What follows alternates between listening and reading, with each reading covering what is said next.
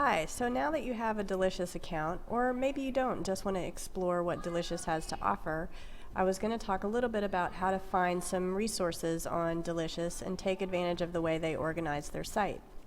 So if you're on the home page, whether you're logged in or not, you should see staff stack picks. So these are collections that people have created. So sometimes these are really interesting, creative thinking infographics, all these different kinds of things. So you can scroll through these and see if there's anything interesting here.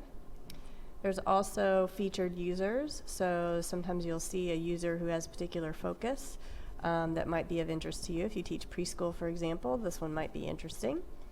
And if you scroll down a little bit, there are categories. So you've got art and design, education, and it shows you some of the things that are under these categories. So if you wanted to look at smart ideas in the classroom, I'm going to guess that these are smartboard things, which might be of interest to teachers who use the smartboard a lot. Academic writing, all kinds of things there. There's entertainment, fashion, lifestyle, food. So you can scroll through these and look and see if there's anything of interest to you here. If you have an account, of course you can explore your own links for that long lost article that you bookmarked a week ago. So if you go to My Links, and as I showed before in the other video, there are tags over here that you can look at, so that I could go to all my computer science tags and find all the articles that I have bookmarked with this tag.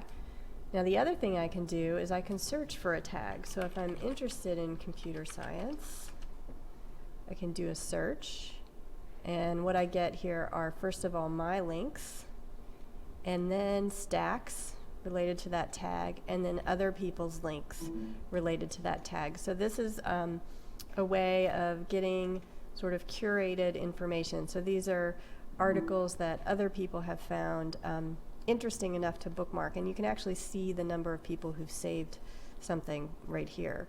Not that popularity is everything, but sometimes it means that this is a pretty important or interesting article or resource. So that's one way of exploring your links and other people's links. Another thing you can do is go to what's called My Feed. And what's included in My Feed is a collection of links saved by people I follow. So if you look over here on this sidebar over here on the right, there's a list of users, and these are the users that I currently am following. So I can see what they've linked, what they've saved in Delicious. So these can be another resource. And the way that you follow someone is you just go to their profile, and you may start following someone by seeing a link in one of those other places, and you just click on their profile link like I just did. And if you're not following them, it'll say, it'll give you a follow button here.